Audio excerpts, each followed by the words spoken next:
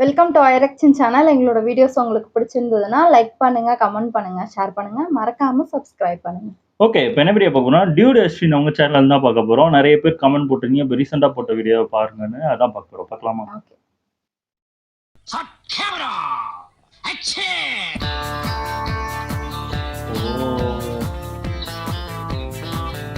அடங்கப்பா, இது உலக நடிப்புடா சாமி. கோலிவுட்ல இருக்கிற ஆக்டர்ஸ்லாம் சினிமாவில் கூட இந்த அளவுக்கு நடிச்சு நான் பார்த்ததில்ல. இப்போ ரீசெண்டா ஒரு 1 வீக்கா பேக் டு பேக் நிறைய பேருடைய நடிப்புகள்லாம் கொஞ்சம் கொஞ்சமா வெளியே வந்துகிட்டு இருக்குது. இந்த நடிப்புக்கு நேஷனல் அவார்டுல ஆஸ்கர் அவார்டே கொடுக்கலாம், அந்த அளவுக்கு பர்ஃபெக்டா நடிச்சுக்கிட்டு இருக்காங்க. கேப்டன் விஜயகாந்த் அவர்கள் இறந்து கிட்டத்தட்ட 10 நாள் ஆக போகுது. இப்பதான் தந்தி போய் சேர்ந்துருக்குதுன்னு நினைக்கிறேன். ரொம்ப தூரத்துல இருந்தாங்கல்ல, கொஞ்சம் கொஞ்சமா வந்து விஷயம் தெரிய ஓடோடி வந்து கேப்டனை பார்த்து கண்ணுல தண்ணியே வராம அழுது கேப்டன் விஜயகாந்த் அவர்களுக்கு கண்ணீர் அஞ்சலி செலுத்திட்டு இருக்காங்க. இன்னும் அந்த காலத்துல இருக்கிற மாதிரியே மக்கள்லாம் இருந்துகிட்டு இருக்காங்க. நம்ம என்ன பண்ணாலும் நம்பிடுவாங்க அப்படின்னு நினைச்சுக்கிட்டு இருக்காங்களோ என்னவோ தெரியல.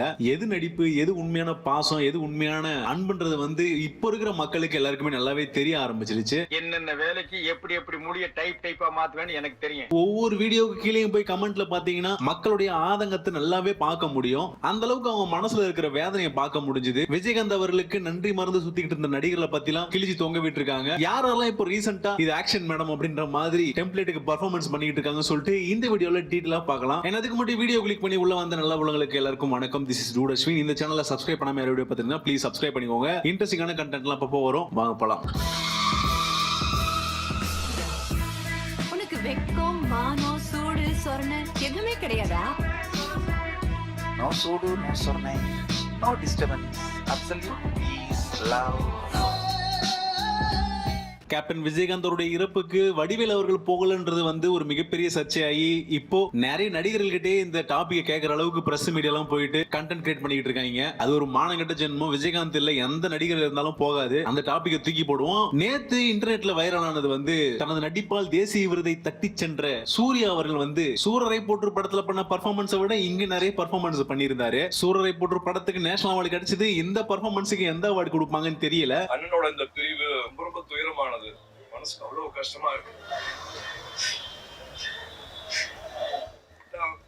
இந்த கேப்டன் அவர்களுடைய விஜயகாந்தோட மறைவுக்கு வந்து நடிகர்கள் பண்ண பர்ஃபார்மன்ஸ்க்குலாம் தனி ஒரு அவார்ட் கேட்டகரியா வைக்கலாம். அந்த அளவுக்கு நிறைய ஆக்டருடைய பர்ஃபார்மன்ஸ் எல்லாம் பார்க்க முடிஞ்சது. சூர்யா அவர்கள் நியூ இயர் பார்ட்டிக்காக ஃபாரின் கண்ட்ரீஸ்ல போயிட்டு அங்கங்க சுத்திக்கிட்டு இருந்துட்டு ஹாப்பியா அவருடைய வெக்கேஷனை என்ஜாய் பண்ணலாம்னு போய் இருந்திருப்பாரு. திடீர்னு இந்த மாதிரியான ஒரு சம்பவம் என்ன பண்றதுன்னு தெரியல. ஒரு விஷயம் நடக்கும் போது, அதுவும் ஒரு கெட்டது நடக்கும் போதுதான் யார் யாரு என்னென்ன மனநிலையில எந்தெந்த இடத்துல நம்மள வச்சிருக்காங்கன்றது வந்து நல்லாவே தெரியும். கேப்டன் விஜயகாந்த் அவர்கள் இறந்த அன்னைக்கு அவரை வந்து பார்க்க முடியல. ஏன்னா பூமியில இருந்து செவ்வாய் கிரகத்துல இருந்தாரு. அங்க இருந்து ராக்கெட் எல்லாம் புடிச்சு வர்றதுக்கு ரொம்ப வருஷம் ஆகும். சரி, வர முடியல, பிளைட் டிக்கெட் எல்லாம் கொஞ்சம் காஸ்ட்லியா இருக்கும், உங்களால பண்ண முடியாது. நீங்க முன்னாடியே புக் பண்ணி வச்சிருப்பீங்க ரிட்டர்ன் டிக்கெட், காசு பட்ஜெட்ல வரணுன்றதுக்காக. அந்த டேட்ல தான் ரிட்டர்ன் வருவீங்க.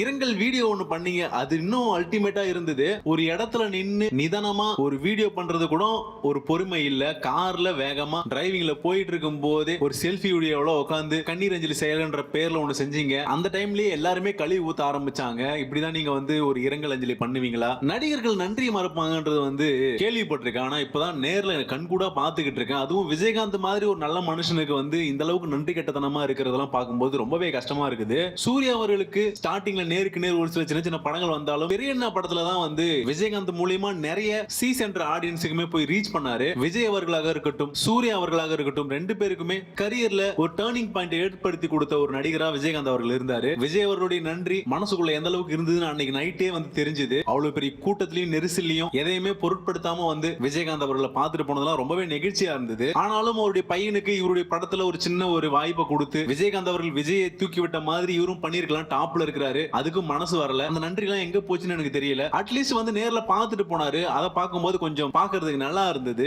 ஆனா சூர்யா அவர்கள் கடமைக்குன்னு ஒரு வீடியோ போட்டுட்டு 10 நாள் கழிச்சு ஊருக்கு வந்துட்டு பார்க்காம போயிட்டா ஊர்ல இருக்கிற எல்லாருமே நம்மள சொல்லியே காட்ட ஆரம்பிச்சிருவாங்க சொல்லிட்டு கடமைக்குன்னு மனசார வந்து பார்க்காம யாரும் எதுவும் சொல்லிடக்கூடாதுன்ற ஒரு காரணத்துக்காகவே வந்து பார்த்த மாதிரி தான் எல்லாம் தெரிஞ்சது.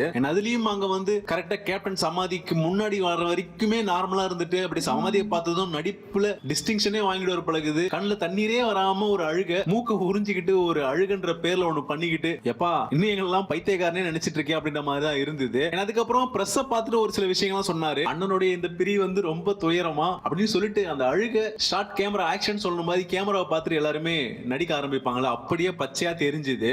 மனசுக்கு அவ்வளவு கஷ்டமா இருக்கு. உண்மையா அழறவனா இருந்தா கண்ணுல இருந்து டபக்குன்னு தண்ணி ஊத்தி இருக்கான். மனசுக்குள்ள இருந்து ஒரு வலியோட ஒருத்தர் பிரிஞ்சாங்கன்னா அந்த இடத்துல என்ன மாதிரியான வலி இருக்கும்னு எல்லாருக்குமே தெரியும். நடிகர்கள் நிஜத்திலேயே நடிக்கணும்ன்றத வந்து இந்த இடத்துல ப்ரூவ் பண்ணி வச்ச மாதிரி தெரியுது. பெரியண்ணா படத்துல மட்டும் உதவி செய்யல, மாயாவி படத்துலயும் ஒரு சின்ன கேமியோ வந்து சின்ன படம் பெரிய படம் அப்படிலாம் பார்க்காம ஹெல்ப் பண்ண மனுஷன். அவருக்குலாம் நீங்க எந்த அளவுக்கு நன்றியோட இருக்கணும்ன்றது வந்து உங்களுக்கே தெரிஞ்சிருக்கணும். சூர்யா அண்ணன் பேசும்போது அப்படியே இந்த மிமிக்ரி ஆர்டிஸ்ட் வாரணமாயிரம் படத்துல வர டயலாக வந்து மிமிக்ரி பண்ணுவாங்கல்ல, அந்த மாதிரி இருக்குது. கார்கில் ஃபங்க்ஷன் போனதாகட்டும், மலேசியா சிங்கப்பூர்ல கலை நிகழ்ச்சி போனதாகட்டும், ஒரு நாளும் அவர் பண்ண விஷயங்கள் அவரோட துணிச்சலாம் பார்த்து வந்து அசந்துதான் போயிருக்கேன் நான். அவரை பார்த்து வளர்ந்தீங்க, ஆனா அவர் மாதிரி யாருமே இருக்க மாட்டேங்கன்றதுதான் வந்து தமிழக மக்களுடைய ஏக்கமாவும் இருக்குது. சாதாரண ஒரு சாவுக்கு கூட இந்த அளவுக்கு டிலே பண்ணி கடமைக்குன்னு வந்து எட்டி பார்த்துட்டு போறதுலாம் தான் ரொம்ப கேவலமா இருந்தது. இறுதி அஞ்சலியில அவர் கூட நான் பார்க்க முடியல, அவர் முகத்தை பார்க்க முடியலங்கிறது வந்து எல்லாமே பெரிய ஒரு இழப்பு தான்.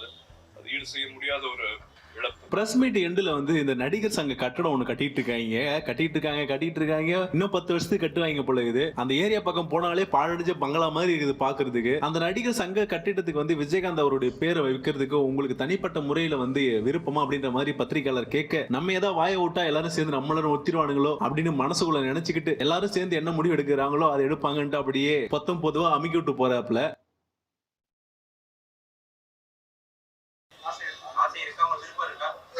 அது மீட்டெடுத்துல அவருக்கு பெரிய பங்கு இருக்கு.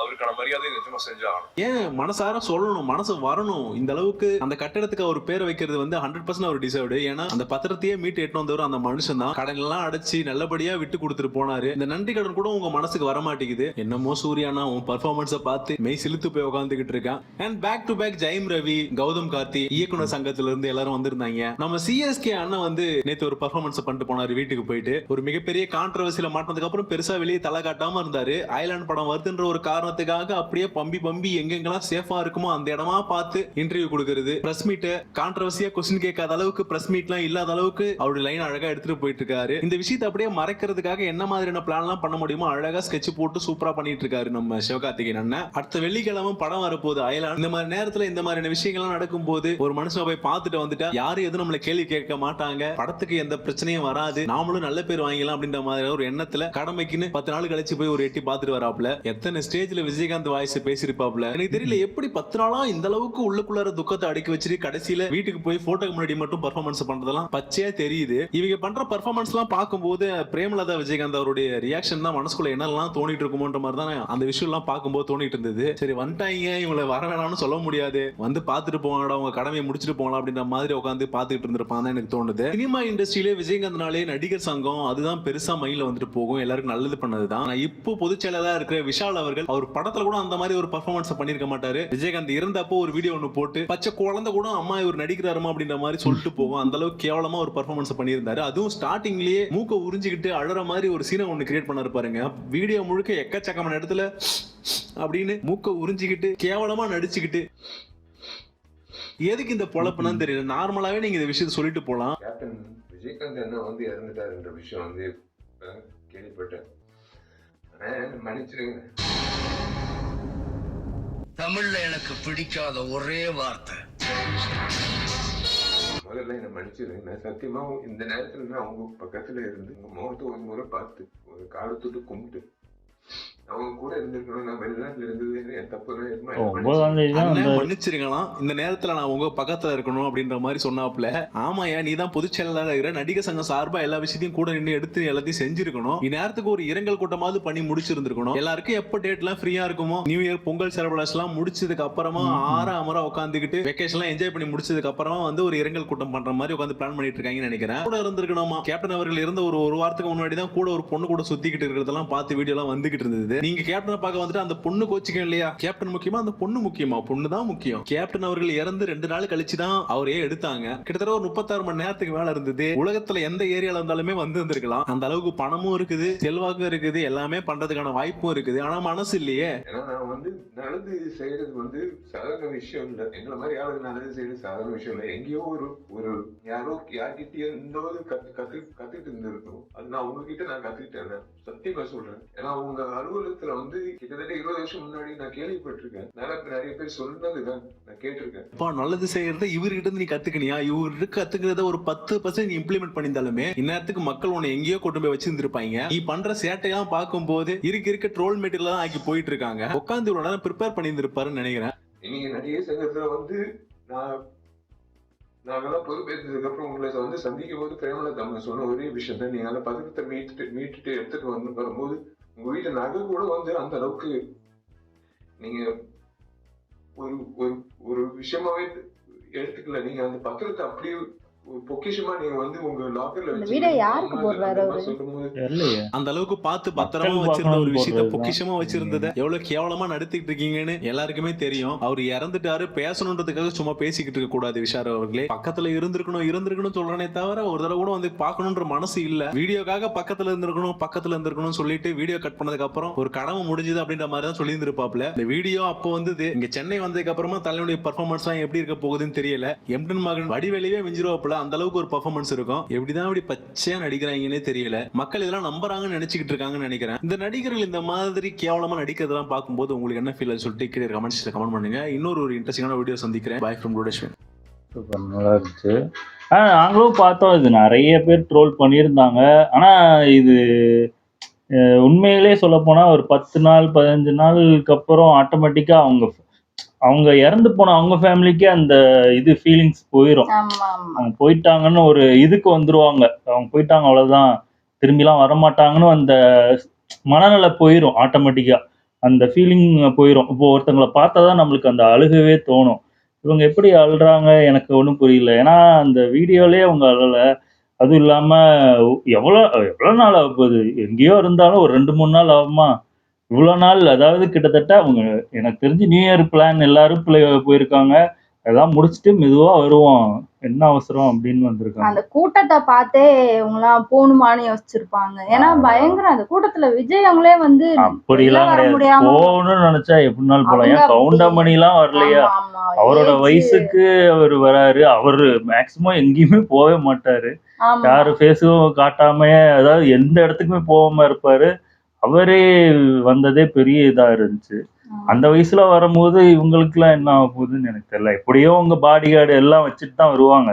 சும்மா தனியா வரப்போறது இல்லை. கண்டிப்பா ஒரு 5-6-8 பேர்கிட்ட பாடி கார்டு சுத்தி தான் வச்சுட்டு தான் வருவாங்க. அதெல்லாம் வரணும்னு நினைச்சா வந்திருக்கலாம், வரக்கூடாதுன்னு. எனக்கு வந்து சூர்யா அவங்க வந்து இங்க வந்து அழுதாங்க, அந்த ட்ரோல் பண்றாங்க. ஓகே, எனக்கு வந்து அந்த கார்ல வரும்போது ஒரு வீடியோ போட்டாரு, அப்பவே ஒரு அழுது நார்மலா அவர் உட்காந்து கார் போயிட்டே இருக்க ஒரு பேசினாரு, அப்பவே ஒரு அழுது இருக்கலாம். அந்த மாதிரி பண்ணிருக்கு. இது வந்து கொஞ்சம் பார்க்க ஆர்டிபிஷியலா தான் தெரியுது.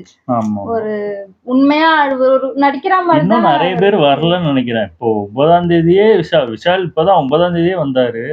இன்னும் நிறைய பேர் வராம இருக்காங்க. அவங்கெல்லாம் என்னன்னு தெரியல. விக்ரம் வரலன்னு நினைக்கிறேன். இன்னும் விக்ரம் வரல, அஜித் வரல, நிறைய பேர். தனுஷ் கூட வரலன்னு தெரியல, எனக்கு கன்ஃபார்மா வரல போல இருக்கு. நிறைய பேர் வரல. அதான் ஆமா, அந்த தனுஷும் வரல. அந்த கலைஞர் 100 விழாவா, அதுல அவர் பாட்டுலாம் பாடிட்டு இருக்காரு. அங்க போக முடியுது, இங்க வர முடியலன்னு மாதிரி இருக்கு. அதான் சொல்றேன்ல, அது வந்து சில பேர் அப்படித்தான் இருப்பாங்க. கேட்டா அவங்க நான்லாம் அந்த இறப்புக்கே போக மாட்டேன். அப்போ அவங்க ஃபேமிலியில இறந்தா போகவே மாட்டாங்களா? அந்த மாதிரிதான் இருக்கு. இதெல்லாம் ரொம்ப டூ மச்.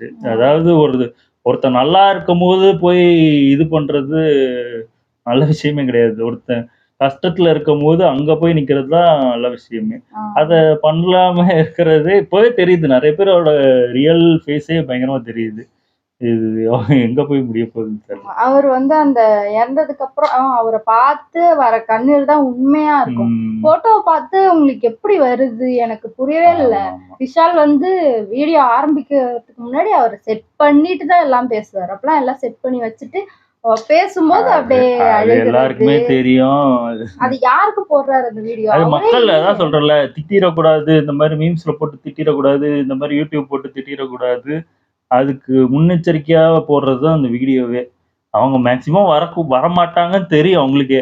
எப்படியோ ஒரு 10 நாள் மேலே தான் வருவாங்கன்னு தெரிஞ்சுதான் அவங்க வீடியோ எடுக்கிறதே. வீடியோ எடுத்து போடும்போதே தெரிஞ்சுக்கணும் நம்ம அவங்க வரமாட்டாங்க. அதுக்கு தான் பண்ணியிருக்காங்க. ஓகே, எங்கள் வீடியோஸ் உங்களுக்கு பிடிச்சிருந்தா லைக் பண்ணுங்கள், ஷேர் பண்ணுங்கள், கமெண்ட் பண்ணுங்கள், மறக்காம சப்ஸ்கிரைப் பண்ணுங்கள். எல்லாருக்கும்